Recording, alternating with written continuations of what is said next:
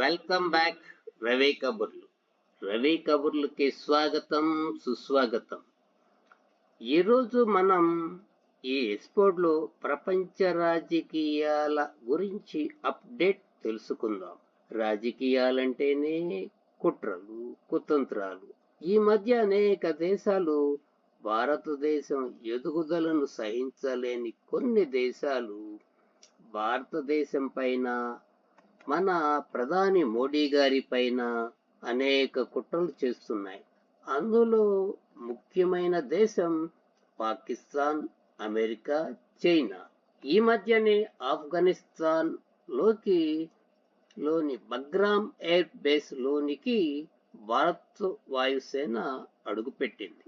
Bagram air base ని ఆఫ్ఘనిస్తాన్ లో America NATO దళాలు 2021లోనే అర్ధాంతరంగా విడిచి వెళ్లిపోయాయి. అక్కడ అనేక యుద్ధ ట్యాంకులు, యుద్ధ సామాగ్రి వదిలి వెళ్లిపోయాయి. వాటిని తిరిగి వినియోగించటం తాలిబాన్ ప్రభుత్వానికి, ఆర్మీకి తెలియదు. అలాగే అమెరికా నాటో దళాలకు ముందు రష్యా కూడా ఈ ప్రాంతాన్ని స్వాధీనం చేసుకుని అక్కడి ప్రజలు చేసుకుని పాలించాలని చూసింది. అయితే అక్కడి ప్రజలు సహకరించకపోవటం వలన రష్యా కూడా కొన్ని మిసైల్స్ ను, ఎయిర్ క్రాఫ్ట్ ను వదిలి వెళ్లిపోయింది. ఈ రెండు దేశాల నుండి భారత్ ఆయుధాలను కొనుగోలు చేసి వినియోగించటం, వాటిని తిరిగి రిపేర్ చేయించటం అనే సాంకేతికత భారతదేశం తెలుసు కనుక వాటిని తిరిగి రిపేర్ చేసి వాడుకలోకి తీసుకురావటం అనేదే తాలిబాన్ ప్రభుత్వం భారత్ల మధ్య మన ఒప్పందం.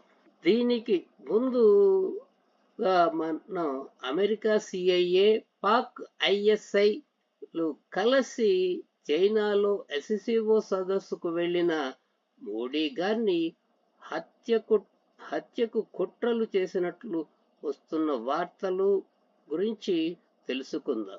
ఈ విషయాన్ని మొదట రష్యా సీక్రెట్ ఏజెన్సీ సేకరించి రష్యా అధ్యక్షుడికి నివేదించింది. వాస్తవానికి రష్యా అధ్యక్షుడు పుతిన్ గారు కూడా ఆ ఏజెన్సీలో పనిచేసిన వారే. అందువలనే ఎస్సిఓ సదస్సుకి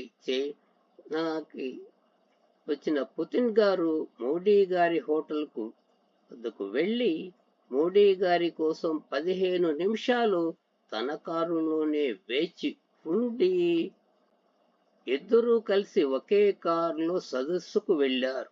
45 నిమిషాలు మోడీ గారు, పుతిన్ గారు మాత్రమే ప్రయాణించిన ఆ రోజు ఆ కారులో ఏమి చర్చించుకున్నారు అనేది రకరకాల వదంతులు. చైనా సీక్రెట్ ఏజెన్సీ కూడా సిఐఏ, ఐఎస్ఐ కుట్రల్ని ధృవీకరించింది. వాస్తవానికి ప్రతి దేశానికి ఇలాంటి ఏజెన్సీలు ఉంటాయి. ఇజ్రాయెల్కి మసాద్లా, మిగిలిన దేశాలకు కూడా వేరువేరు పేర్లతో ఉంటాయి. భారతదేశ రా చీఫ్ శ్రీ పరాగ్ జైన్ గారు కూడా సిఐఏ, ఐఎస్ఐల కుట్రలను నిర్ధారించినట్లు సమాచారం. దానికి బలాన్ని చేకూర్చుతూ బంగ్లాదేశ్ హోటల్లో ఒక అమెరికన్ పౌరుడు, ఒక పాకిస్తాన్ ఆఫీసరు చనిపోయినట్లు తెలుస్తుంది. ఈ సంఘటనల తరువాత భారతదేశ ప్రధాని 3 సదస్సులకు వెళ్లకుండా ఎస్ జయశంకర్ గారినే పంపించారు. అందులో ఒకటి యుఎన్ సదస్సు, 2 కౌలాలం సదస్సు, 3 ఈజిప్ట్ లో జరిగిన పీస్ 2025. ఏషియన్ సదస్సులో వర్చువల్ గా మోడీ గారు పాల్గొని తన సందేశాన్ని క్లియర్ గా ఏషియన్ దేశాలకు తెలియజేశారు. ప్రస్తుతం వస్తున్న కబుర్లకు రుజువులు, సాక్ష్యాలు ఉండవు. కానీ నిజమే అయితే కనుక గతంలో భారతదేశపు రెండవ ప్రధాని శ్రీ లాల్ బహదూర్ శాస్త్రి గారు తాష్కెంట్ సదస్సుకు వెళ్లినప్పుడు ఆయనపై కూడా విష ప్రయోగం జరిగినట్టు వార్తలు వచ్చాయి. నిజానికి శాస్త్రి గారు శాస్త్రి గారు ఆరోగ్యము, ఆహారపు అలవాట్లు చాలా క్రమశిక్షణగా మెలిగేవారు. వారం వారు రోజు వ్యాయామం కూడా చేసేవారు. ప్రధానిగా శాస్త్రి గారు 17 నెలలు మాత్రమే పనిచేసిన ఆ 17 నెలల్లోనే అమెరికాను, పశ్చిమ దేశాలను ఆందోళనకు గురి చేసేలా పనిచేశారు. అంతలా ఉండేది ఆయన పరిపాలనా దక్షత. అలాగే భారతదేశపు అణుశాస్త్రవేత్త బాబాసాహెబ్ గారి మరణం వెనుక కూడా సిఐఏ కుట్ర దాగి ఉన్నట్లు ప్రచారం. అదేవిధంగా శ్రీమతి ఇందిరాగాంధీ గారి హత్య, దాని తరువాత జరిగిన హింసాకాండ వెనుక కూడా సిఐఏ హస్తం ఉన్నట్లు వాదనలు ఉన్నాయి.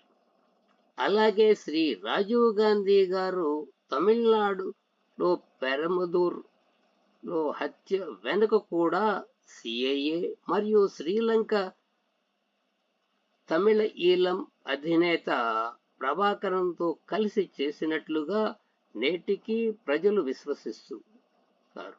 అయితే ఒక్కటి మాత్రం ఖచ్చితంగా చెప్పవచ్చు, అమెరికా అధ్యక్షులు ఎవరైనా భారతదేశం ఎదుగుదలను అడ్డుకునేందుకు ఎంత దూరమైనా వెళతారు.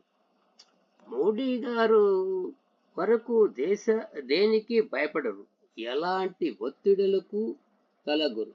బహుశా 3 సమావేశాలు అమెరికాతో భారత్ ట్రేడ్ డీల్ కుదరకుండా ట్రంప్తో సమావేశం ఇష్టం లేక కూడా అయ్యుండవచ్చు. ట్రంప్ సంగతి తెలిసిందే కదా. గతంలో ఆపరేషన్ సింధూర్ సమయంలో భారత్ పాక్లు చర్చలు జరుగుతుండగానే తన ఒత్తిడితోనే సీజ్ ఫైర్ డీల్ అవుతుంది అని వ్యాఖ్యానించారు. మళ్ళీ మనం ఒక్కసారి ఆఫ్ఘనిస్తాన్ నుండి బగ్రామ్ ఎయిర్పోర్టుకు భారత్ ఎలా చేరుకుంది అనేది తెలుసుకుందాం. ఈ మధ్య ట్రంప్ బగ్రామ్ ఎయిర్ బేస్ కి బగ్రామ్ ఎయిర్పోర్ట్ నుండి మళ్ళీ అమెరికాకు ఒప్పగించాలని తాలిబాన్ ప్రభుత్వానికి అల్టిమేటం జారీ చేశారు. దానితో రష్యాని సంప్రదించగా పుతిన్ గారు కూడా సానుకూలత వ్యక్తం చేశారు.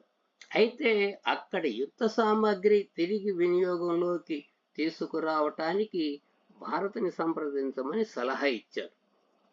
దానితో ఈ మధ్యనే తాలిబాన్ విదేశాంగ మంత్రి అమీర్ ఖాన్ ముత్తాకి వారం రోజులు భారత్లో పర్యటనకు వచ్చి అన్ని రకాల ద్వైపాక్షిక ఒప్పందాలు చేసుకున్నారు. వాస్తవానికి భారత్ గతంలో కూడా ఆఫ్ఘనిస్తాన్ కి అనేక సార్లు మానవీయ కోణంలో విపత్తుల సమయంలో అనేక సార్లు సహకారాలు అందించింది. అందువల్లనే తాలిబాన్ ప్రభుత్వం కూడా అనేక ద్వైపాక్షిక ఒప్పందాలు చేసుకుంది. వాటిలో భాగమే బగ్రామ్ ఎయిర్ బేస్ వినియోగంలోకి తీసుకురావటానికి సహాయ సహకారాలు మరియు అక్కడి అన్ని యుద్ధ సామాగ్రి వినియోగంలోనికి తీసుకురావటానికి నిపుణులను పంపింది. ఈ విషయం శాటిలైట్ చిత్రాల ద్వారా తెలుసుకున్న అమెరికా, పాక్, చైనాలకు నిద్ర కరువైంది. చైనా కూడా కొంత మేరకు ఇబ్బందికర పరిస్థితులే కారణం. చైనా ఆఫ్ఘనిస్తాన్ దేశం నుండి ప్లాన్ చేసుకున్న రోడ్డు నిర్మాణము బహుశా ముందు కొనసాగకపోవచ్చు. అంతేకాకుండా వ్యూహాత్మకంగా బగ్రామ్ ఎయిర్ బేస్ ఏషియాలోనే కీలకమైన మరియు అతిపెద్ద ప్లాట్ఫామ్ కలిగిన ఎయిర్ బేస్. అది గుర్తించిన ట్రంప్ అమెరికాకు ఒప్పగించాలని వార్నింగ్ ఇస్తున్నాడు.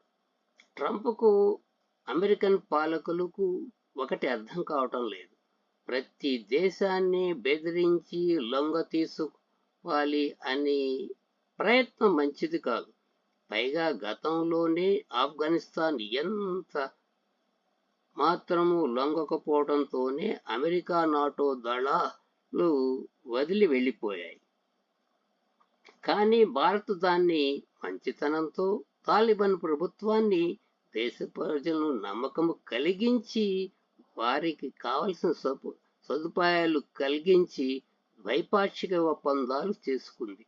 అంటే ద్వైపాక్షిక ఒప్పందాలు అంటేనే రెండు దేశాలకు పరస్పరం లాభదాయకంగా ఉండాలి. అందువల్లనే ఇరాన్ దేశంలోని భారతదేశం నిర్మిస్తున్న చాబర్ పోర్టు వినియోగించుకోవటానికి ఆఫ్ఘనిస్తాన్కి భారత్ ఒప్పందం చేసుకుంది.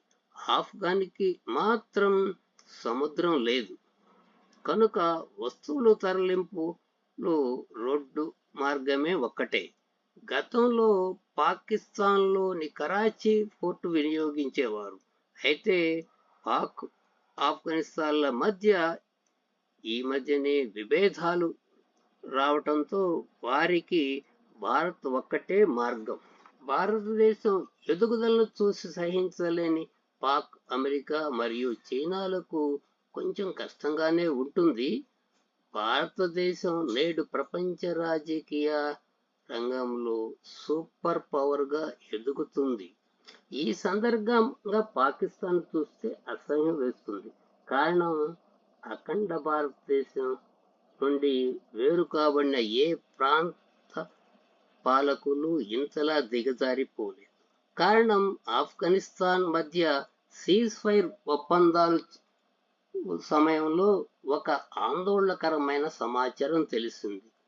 మునుముందు డ్రోన్స్ ద్వారా గాని మరి ఇతర మిసైల్స్ ద్వారా అని దాడి చేసుకోము అని ఒప్పందం చేసుకుందామని తాలిబాన్ ప్రపోజల్ చేసింది. దానికి అది మా దేశం చేతిలో లేదు అని అన్నట్లుగా తెలిసింది. అంటే మరో దేశం చేతిలో పాక్ ఎయిర్ బేసెస్ గా భావించవచ్చు. ఆ మరో దేశమే అమెరికా. పాక్ ఒక పప్పెట్ట మాత్రమే. వేల సంవత్సరాల పూర్వమే సింధు నాగరికతలో వెలుగొందిన ప్రాంతం సింధు ప్రాంతం. అంటే పాకిస్తాన్కి ఆత్మ వంటిది. ఆత్మను మరో దేశం కాళ్ల వద్ద ఉంచారు. కానీ భారత్ సింధు ప్రాంతంలోని కొంత భాగాన్నే తీసుకొని ఆత్మనిర్భరతతో దినదినాభివృద్ధితో అన్ని రంగాల్లో విజయాలనే సాధిస్తుంది. బహుశా హింసావాది అయిన పాక్ మొదటి ప్రధాని మహమ్మద్ అలీ జిన్నా కూడా ఇదే కోరుకున్నట్లున్నాడు. తెల్లవారి నుండి పోరాడి సాధించిన స్వాతంత్రాన్ని మరో తెల్లవాడి చేతిలో పెట్టడం. ఈ నా కబుర్లు నచ్చితే లైక్ చేయండి, సబ్స్క్రైబ్ చేసుకోండి. జై భారత్, జై హింద్.